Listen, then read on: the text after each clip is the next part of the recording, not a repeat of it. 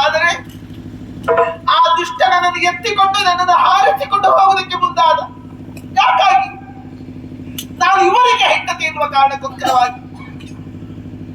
ಅವತ್ತಿನಿಂದ ಇವತ್ತಿನ ತನಕ ಸೈನ್ಯವನ್ನು ನಾನು ಬಳಸುತ್ತಿಲ್ಲ, ಚಪ್ಪೆ ಉಣ್ಣುತ್ತಾ ಇದ್ದೇನೆ. ಉಪ್ಪಿಗೆ ಕೈ ಹಾಕುವುದಕ್ಕೆ ಹೋದ್ರೆ ಅವ ದುಷ್ಟನ ನೆನಪಾಗುತ್ತದೆ. ಈಗ ಈ ಕೀಚಕ ಇವನು ಈ ರೀತಿಯಲ್ಲಿ ನನ್ನ ಮುಡಿದಕ್ಕೆ ನನಗೆ ತುಳಿಯುತ್ತಾ ಹಿಂಸಿಸುತ್ತಾ ಇದ್ದಾನೆ.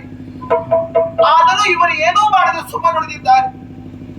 ಪ್ರಪಂಚದಲ್ಲಿ ಒಂದು ಗಂಡನಿಗೆ ಒಂದು ಹೆಂಡತಿ, ತನ್ನ ಪ್ರಾಣ ಕೊಟ್ಟಾದರೂ ಆ ಹೆಂಡತಿಯ ಮಾನವನ ಆ ಗಂಡ ಉಳಿಸುತ್ತಾನೆ. ಆದ್ರೆ ಇವರಿಗೆ ಬೇಡವಾಗಿತ್ತಲ್ಲ.